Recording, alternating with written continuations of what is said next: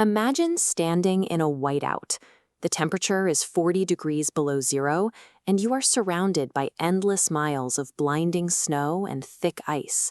But right in front of you, cutting through that brutal cold, is a churning, glowing pool of liquid rock.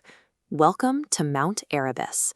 Sitting directly on top of Antarctica's Ross Island, this is the southmost active volcano on Earth, a towering beast breathing steam over the ice.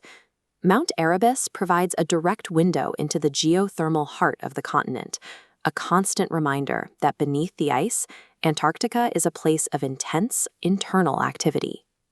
Mount Erebus rises roughly 12,400 feet above sea level into some of the harshest weather systems on the planet. Yet right inside its summit crater is a persistent, bubbling lake of molten lava that has been churning continuously for decades.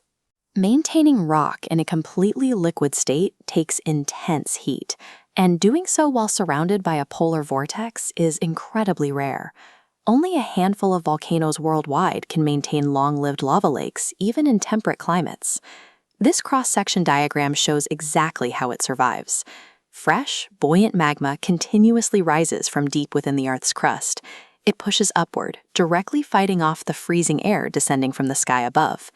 Because that deep geothermal heat never stops feeding the crater, Mount Erebus acts as a relentless thermal engine that the brutal polar climate simply cannot freeze over. Step away from that boiling crater, and you'll find the surrounding landscape is venting too. Volcanic gases seep out through dozens of cracks scattered across the snowy ground. The moment that escaping hot vapor hits the ambient negative 40-degree air, it triggers a rapid physical reaction. The vapor instantly freezes, building massive, hollow chimneys out of solid ice. Look at the scale here. That tiny figure in the red jacket gives a sense of just how massive these towering structures really are. You are looking at a geological architecture found virtually nowhere else on Earth, born entirely from the localized collision between subterranean fire and polar ice. If you were to step inside one of these hollow ice towers, you would notice an immediate temperature shift.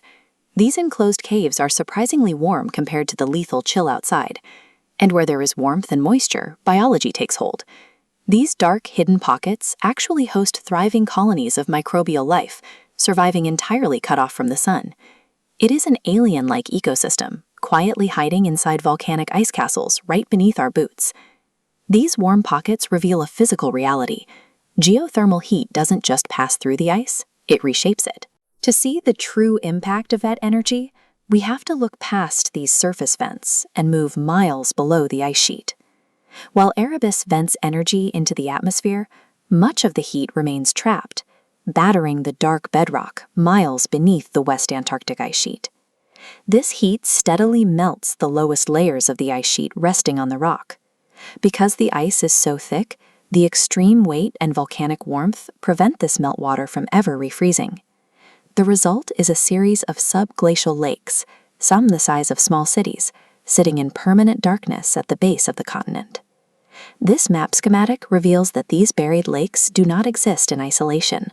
They connect through unseen underground channels, constantly filling and draining as the pressure shifts.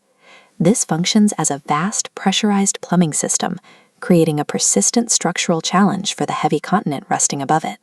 All that trapped liquid water acts as a massive layer of lubrication directly beneath the solid ice sheet. Because this water reduces the friction holding the ice back against the rock, this massive frozen raft is now able to slide horizontally toward the ocean at an incredibly accelerated rate.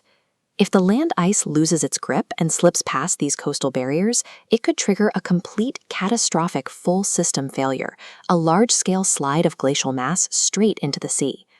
This is a gradual grinding process. Coastal shifts of this magnitude occur over decades or centuries, providing ample time to prepare for the changing geography of the entire region.